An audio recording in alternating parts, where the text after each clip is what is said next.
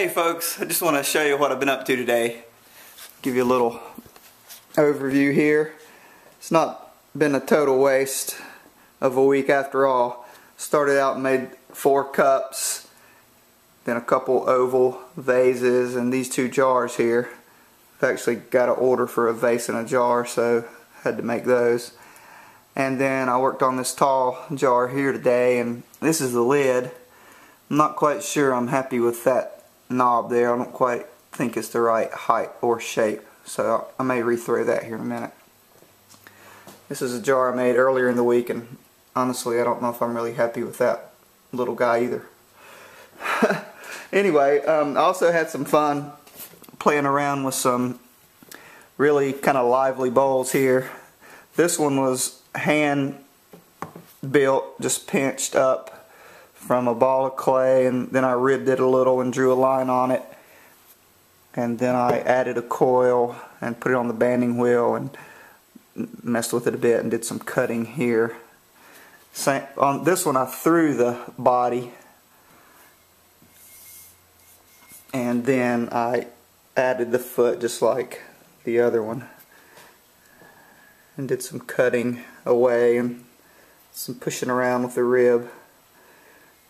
So these are fun. These are very much, the hand-built one I was sort of trying to do this Chuck Hines thing, and this one I was sort of going for the Ron Myers thing, and of course my heroes, 2 of them anyway. So anyway, and I just want to point out, this is sort of the place that I stay, is sort of in this constant struggle between making pots that are of this sort of, I don't know what the right word is, lively, direct, imperfect, asymmetrical, you know, they've got this sort of Oribe quality to them.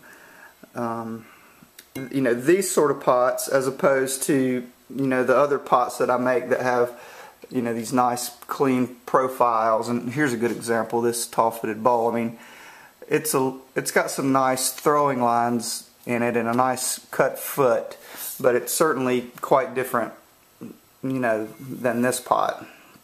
So it's kind of neat really to be in that place and to think about these things as I make pots and sort of work through that in my head and in my work. And this is kind of another good example of my more rigid side. I'm working on this rectangular box, and I threw this today through this cylinder with the place where the lid will sit here. Anyway, and instead of just sort of eyeballing it and squeezing it into a rectangle, I went up to the computer and printed out this divided circle on a transparent sheet, so that I could come back down and lay it on there and divide this thing up. And so you can see where I put the points, and then I took my right triangle and got this, drew this line down here so that when I squeezed the bottom, the corners would line up, and this will get moved around a little more as it sets up. But that just kind of shows that I can't quite let go of that control part. You know, if this thing is off a whole lot, it really bugs me. So it's got to be somewhat close to, you know, these even lengths on either end. So anyway, that just shows a little bit more of my control freak. And then this is sort of my not so controlling part.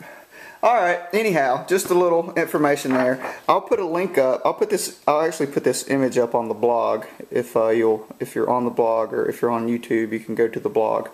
And I'll put the source for this up too. This came off of a Ceramics Art Daily page, so I'll give you the source for this if you want to print one up for yourself. Alright, anyhow, hope everybody has a good weekend. It's about the end of the day here. I'm about to wrap it up. So thanks for checking in, and we'll see you again soon.